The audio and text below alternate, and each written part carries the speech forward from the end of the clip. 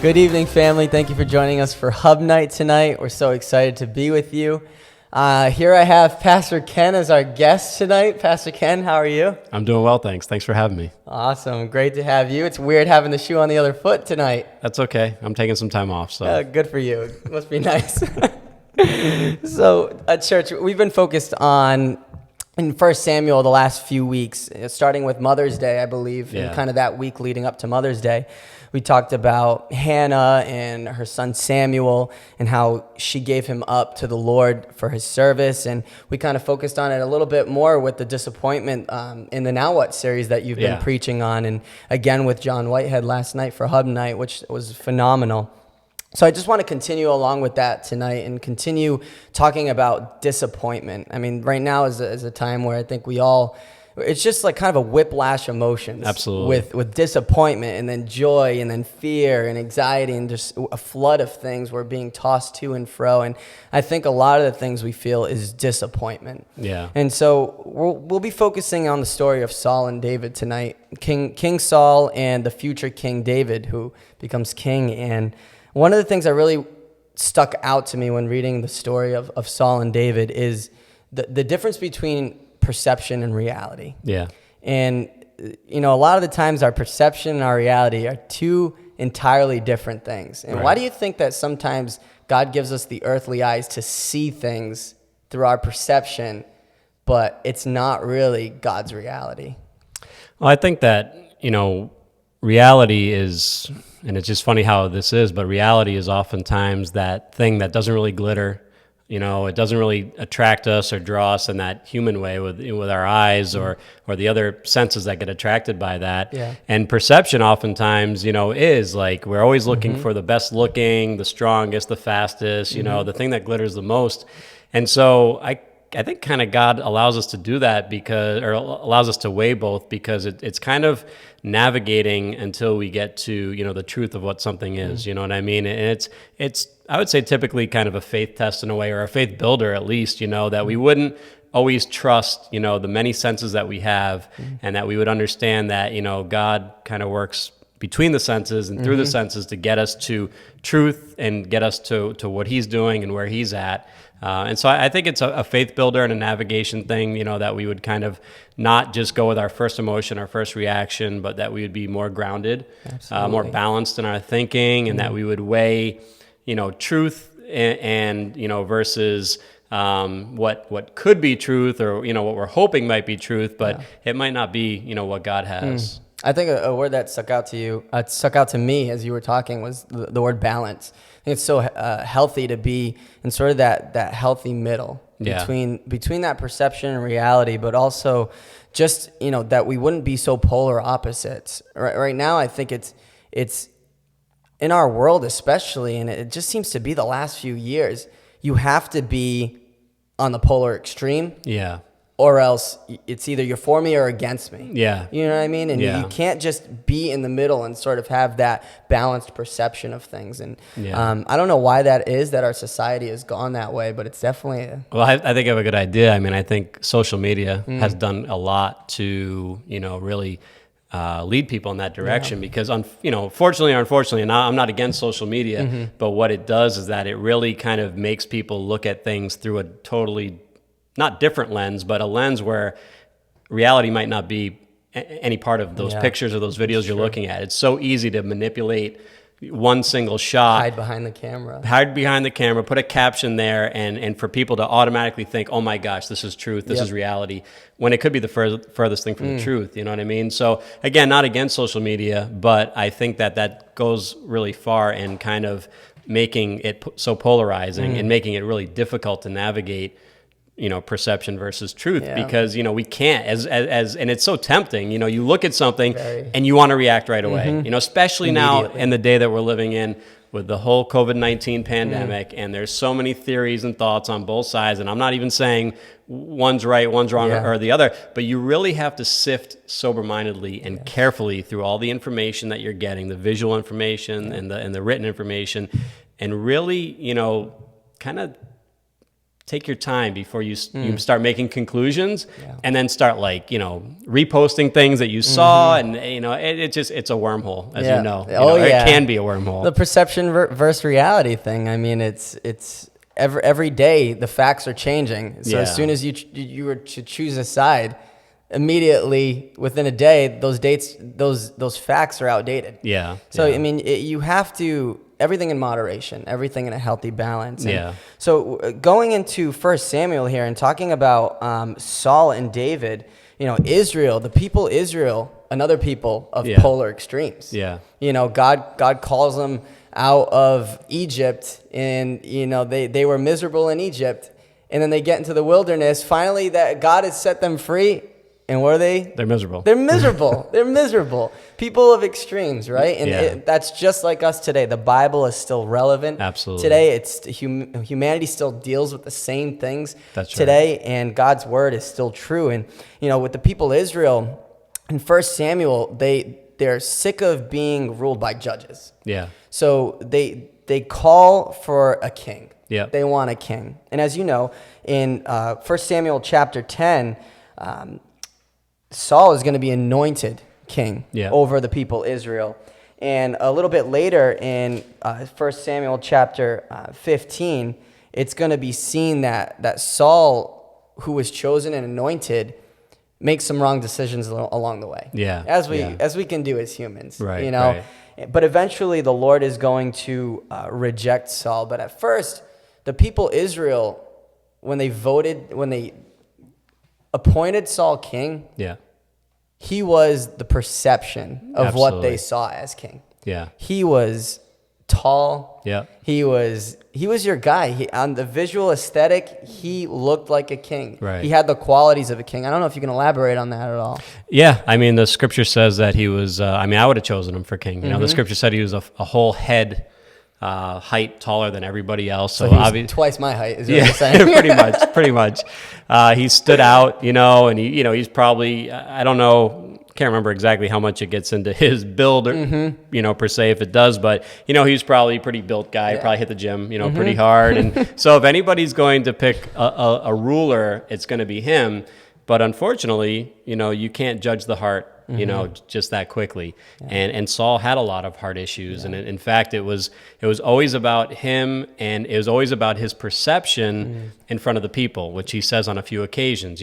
When you mentioned 15 really, Saul really just straight out disobeys the Lord's command when it comes to going to the Amalekites and not leaving anything, not taking any spoil, leaving everything demolished, not taking the king, as a prisoner, and he disregards all of it. And when he's trying to explain himself of why he did it, he's saying, "Oh, well, I did it because of the people. They wanted, they wanted to sacrifice to God, so we took some of the spoil." Yep. And then afterwards, when when Samuel tells him, "You're rejected by God," he says, "All right, well, let me just at least come back with you so that we can worship, so that the people, don't know what's happening." You know what I mean? And so for him, it was all about perception and not a lot of truth. And you see it reflected in the fact that he's disobedient. He's really about what he wants and not what God wanted. Yeah, and I think just like Saul, I think we can get caught up in sometimes justifying ourselves. Yeah. Even when we're wrong, we can just be stubborn as a mule. Absolutely. And just stick by our opinions, just stick by the words, even though we know that they're clearly wrong, but for pride's sake, sometimes we just stick with it. And with Saul, it was like, oh no, it was the people. We can always find that excuse, that justification for why we may have even done a wrong action. That's right. And Saul many ways does that throughout Scripture. Yeah. And so, I think going on and comparing Saul to David, here you have Saul, a head's height taller than most, and you have David, who is really the shrimp. Yeah. Right? The tiny one of all of his brothers. Yeah. Relatable for me. Yeah. Okay, so I take this whole David story a little personally because I can relate to him. Okay. And so it's a happy ending for you, though. It is. Thank God, right? The short people make it in the end. So, you have Saul and you have David. And Saul, on the outer perception, just seems like something worthy of a king. Yeah. But on the outside, you have David, who doesn't seem like anything other than a shepherd boy. Yeah. Yeah. When you just picture a shepherd boy, that's David. a small boy in a field doing the lowly tasks, like John pointed out last week. Yeah. The lowest of the low. It was, almost close to kind of what a slave would be doing back then, the grunt's work. Right. So here you have David, who's the lowest of the low. And when Samuel goes to the house of Jesse to choose of one of the sons to be an anointed king, the future king, David isn't even called to that banquet table. Right. Yet he remains faithful doing what he's doing in the field. Yeah. Not even offended, not questioning why he's not there. He's just doing what he's told in the field. And eventually Jesse has to call him because Samuel realized that there was one more who wasn't there. And David's going to be anointed king. But it's not for quite some time that reality comes to pass. He's 30 when he actually becomes king. So it's definitely, maybe we don't know exactly how many years, but it's quite a few years. It's quite some time. And I mean, why do you think that God will sometimes do that? Will anoint us, will call us out at a certain time, but it won't be for so many years, so many months. It could be decades before we see, that perception. Our perception is that God calls us and that it's immediate. That's right. That it's immediate. Right. But reality isn't that way. Why do you think so? The thing with David is that he's called as a boy, but probably most likely, Samuel's not going to anoint a boy to lead the people of Israel. You know what I mean? And me and John actually talked about this a little bit last week, that, I can even look at my own life, and really when I felt some conviction about a calling from God, I'm grateful looking back. I thought it was going to be tomorrow too, but I'm grateful looking back that it wasn't, because I had a lot of growing to do. I had a lot of maturing to do. There's a lot that God had to kind of, deal with me on and wipe away from me, work out in me, so that I could at least be ready for something. Absolutely. And I even think about like the disciples, when Jesus called the disciples, they got called into training, and that training was, 3.5 years. Did they do some of the work? Absolutely. But they were really in the training ground time. They were released after that training. So the call always comes before the release, before the realization of what you're going to do. And even us, as we read, it's interesting because the call happens, but then we learn more about David later on. And the scripture says that we're known by our fruit. You know what I mean? And so, we can look at David and say, wow, Samuel anointed him king, but we don't know anything about him. We just know he's some kid, out in the field doing lowly work. But in 17, in the chapter that David defeats Goliath, he tells Saul that he wrestles bears and lions, to protect the sheep. Yep. So we learn, wow, this kid's brave. This kid is fearless, and he's, he does what he's supposed to do. Yep. His job is to protect the sheep, and he puts his own life on the line to do that. So we get to kind of start to see an insight. And as the chapters keep going in 1 Samuel, we see more of this young man, and we see, wow, this guy really does have a heart. And that's what God is after, the heart. Yeah. And, what sticks out to me is Jesse's sons were there when David was anointed. Yeah. His brothers were there when he was anointed king. Yeah. But in chapter 17, as you point out, David goes, specifically in verse 28, David goes to deliver food to his brothers who are at war with the Philistines in the famous Goliath chapter. Yeah. And in 28, it says, now Eliab, his eldest brother, heard when he spoke to the men, and Eliab's anger was kindled against David, and said, why have you come down, and with whom have you left those few sheep in the wilderness? I know your presumption and the evil of your heart, for you have come down to see the battle. The people who witnessed his call, who witnessed him being anointed, didn't even believe that to be the reality. And isn't that so hard sometimes when, and I see it, I'm a teacher at a local high school, and I see it so many times with students, and you were a former teacher. Yeah. How disappointing it can be when sometimes the closest people to them, their parents, their family members, don't support them. Yeah. How hard that is for a kid, how hard that is for adults, and how hard it must have been for David, but yet his heart doesn't waver in this chapter. No. And honestly, I think that's just kind of all sour grapes by Eliab, because here's the oldest brother, the one that even Samuel himself thought was going to be, surely this is God's anointed stands before me. And God says, no, I've not considered him. Yeah. Go to the next one, And so here, what's David doing? He's going to be faithful to his father. Yeah. His father who really didn't pay him no mind when it came to bringing them before the banquet table of Samuel. And so this same father, he's being faithful to him. He says, son, bring provision to your brothers that are at the front lines. What does he do? He goes and does it.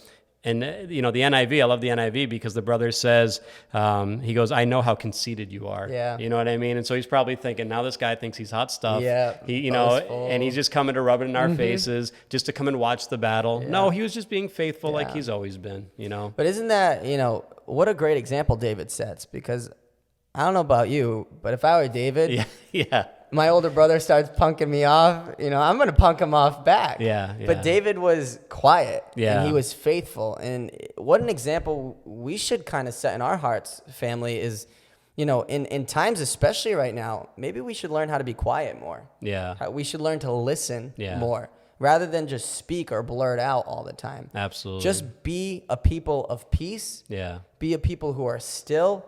And let God do the work. Yeah. He's faithful. He's not going to leave us. He's never going to abandon us. So what battle do we have to fight?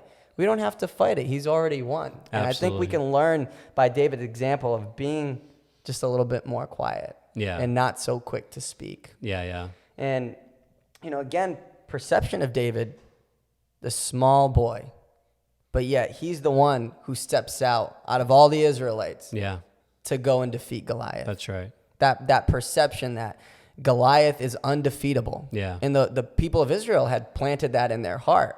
As soon as you plant that something is undefeatable in your heart, that's it. Nothing will move that mountain before you. That's right. But David had faith. Yeah. And what a model of faith that we should follow is when we have faith and we step out and we say, no, nothing's going to make fun of my God. Nothing's going to stand before my God and humiliate the people of God. No. That's right. Have that faith. Yeah. And God will move mountains on your behalf. A small stone. Yeah. A small pebble, a small sling, and a small boy's hand. Yeah. The smallest in probably most of Israel at that time. Sure. And God used them. Yeah. No, I mean, I think it's a great testimony to us. You know what I mean? That really God is looking for the heart. You know, he doesn't need our strength. He doesn't need our armor. He doesn't need our weapons. In the chapter, Saul, the king, is trying to, get David dressed up in his armor, thinking his kid has no chance, and he can't even walk in it. It's too heavy for him. And so David's like, I don't need this. You know what I mean? I don't need this. And as you said, just with the stone, he does it. What does it tell us? God really just wants our heart. He wants our willingness. He wants our obedience. And God can do more than that than he can with a well-equipped army. Yeah. And something that jumps out is, Saul puts on his armor on David. He's the king. Yeah. At that time, that's a huge deal. And I don't know about you, but I'd probably get an inflated head a little bit. Absolutely. Like, I don't care how heavy that thing was. I would wear that with pride, and I would go out and I would go fight Goliath. But instead, David just takes it off and says, I don't need this. I don't need this glory. And how sometimes that things, when we feel called, when things can present themselves in a way that seem like it's our calling, but it's really not. That's right. How we have to be faithful to what God has actually called, and in his time and in his divine providence, he will make those things work peaceably. You're not going to become king by, just getting the armor placed on you in the middle of a battle in a field. That's right. No, but God will work things out for his glory. That's right. And what a testament that is. And later on, we see in chapter 18 how Saul was jealous of David. Yeah. How later on, after Goliath is slain, David kind of comes into fame a little bit. He becomes a celebrity for sure. He does. He's famous overnight. And we see that jealousy happen. And in 18:6, it says, as they were coming home, when David returned from striking down the Philistine, the women came out of all the cities of Israel, singing and dancing to meet King Saul with tambourines and with songs of joy and with musical instruments. And the women sang to one another as they celebrated. Saul has struck down his thousands, and David his 10,000s. Yeah. What a pride blow. Yeah. Well, I mean, especially for Saul, who really regarded the opinion of people, so that for him, that's just like defeat right there. Oh, yeah. And that just goes along with his character. And we see that, when we regard people, you will be an idol one day, but you will be the enemy, or, you'll be, a forgotten idol the next day. And so when you regard people's opinion, that's what's going to happen. For David, this is interesting because not only does it tell a little bit about his heart, But it also is probably a little bit of a testing for him, because here's all the women coming out, you know what I mean? And, what man doesn't like the adoration of women? And here they are singing songs about him, how, Saul killed thousands, David tens of thousands. He's the man. So it had to have been a test for him to really make sure that he was sure of who he was in God and that he was not after the adoration of people. So it really speaks to both men here and where their hearts are at. Yeah, I think the character of both. Saul is always, like you said, grounded in the opinions of people. Yeah. And we can learn something from that. Absolutely. That when we find our identity in what people think about us rather than who God says we are, it's going to fail us every single time. Yeah. Because people change, things bounce back and forth. Just like, again, going back to this crisis of today, one minute to the next. Right. You can be on polar extremes. Absolutely. And facts can change, and then you hop again back to the other side. And it's just so natural of people to bounce back and forth. But God is unwavering. Yeah. And when we fix our eyes and we fix our faith in God like David did, he not only slayed Goliath, the biggest enemy at the time for the Israel people. Now he's got, like you said, he's got all these women coming at him. He's popular. He had worn the king's armor. That in itself is boastful. Right. He's already been anointed king. Yeah. But yet David stays quiet, stays humble, and stays consistent. Yeah. What character traits we can learn from David at this time? Absolutely. And it's about to, take a major twist because Saul cannot deal with this type of rejection. Yeah. And it's interesting because as we're going to be continuing dealing with disappointment, how to deal with disappointment this Sunday. Yeah. And we're going to talk about it when you feel even God has disappointed you, circumstantial disappointment, and when people have disappointed you. And here is Saul, and he can't handle this type of rejection, this kind of disappointment, because he actually now goes out in 19, I believe, and he tries to kill David. Here, this one who he called son. He does really call him a son. It's like, okay, here's my boy, here's my I'm going to mentor him. Yep. And then here he's trying to kill him because he just can't deal with that competition and with that type of rejection from people. Yeah. I think when we find our identity in people, it's going to fail us every time. Yeah. And I think it's just a great lesson to learn is God is faithful and we need to find ourselves in him. Yeah. Well, this has been really awesome, Pastor Kenneth. I'm so glad you had me on. Thank you so much. I really appreciate it. No problem. Anytime. Well, family, stay connected with us throughout the week on all our social media platforms. I encourage you to reach out on our Facebook event and reserve your seat already for this upcoming Sunday. We are so excited that church is back and live in person. That's right. Exciting it was. This Sunday was already such a blessing, and we're just so grateful to God for all he is doing.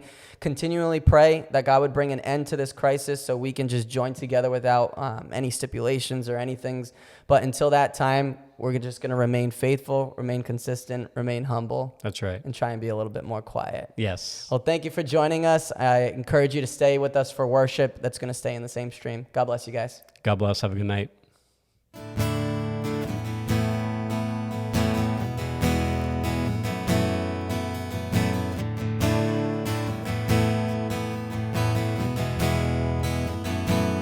I count on one thing, the same God that never fails will not fail me now. You won't fail me now, 'cause in the waiting, the same God that's never late is working all things out. You're working all things out. Oh yes, I will lift you high in the lowest valley. Yes, I will bless your name. Oh yes, I will sing for joy when my heart is heavy for all my days. Yes, I will. Yes, I will. I'll lift you high.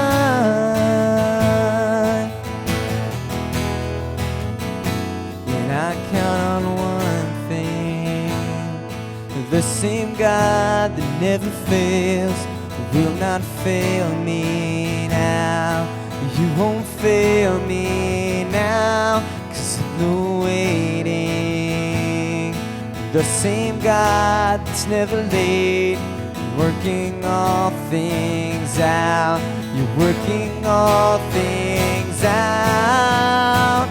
Yes, I will lift you high in the lowest valley. Yes, I will bless your name. Yes, I will sing for joy when my heart is heavy for all my days. Yes, I will all my days. Yes, I will, 'cause I choose to praise, to glorify the name of all names. Nothing can stand against, and I choose to praise, to glorify the name of all names. And nothing can stand against, and I choose to praise, to glorify the name of all names. And nothing can stand against, and I choose to praise, to glorify the name of all names.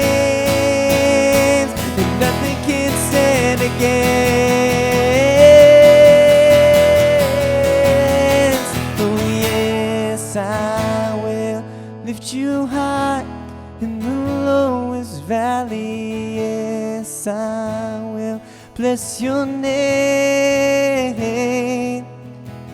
Yes, I will sing for joy when my heart is heavy for all my days. Yes, I will for all my days. Yes, I will for all my days. Yes, I will. I love you, Lord. I know your mercy never fails me. In all my days, I've been held in your hands. From the moment that I wake up until I lay my head, I will sing of the goodness of God. 'Cause all my life you have been faithful.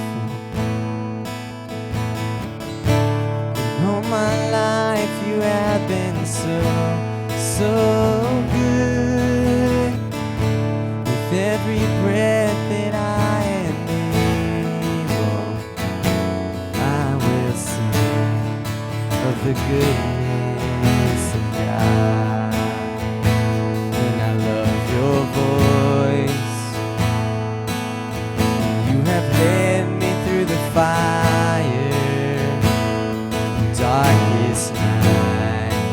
You are close like no other. I know you as a father. I know you as a friend. I have lived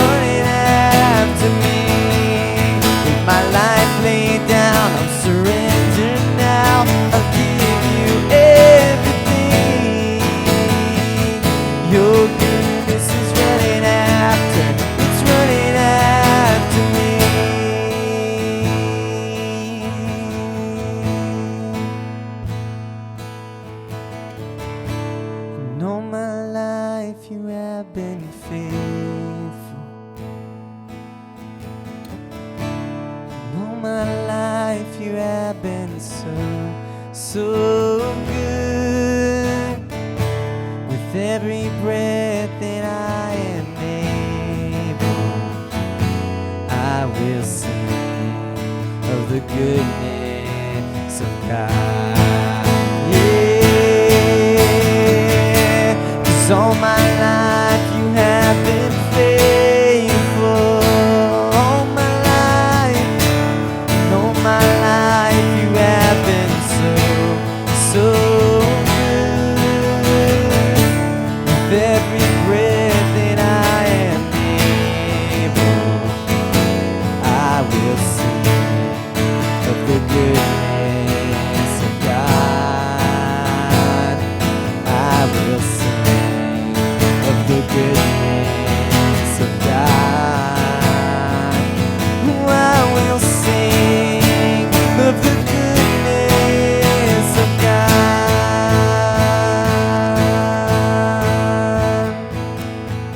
'Cause I love you, Lord, and I lift my voice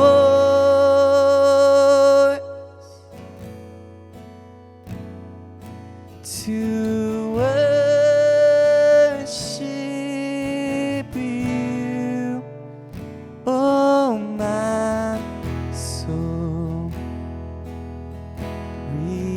Rejoice, take joy, my King, in what you hear.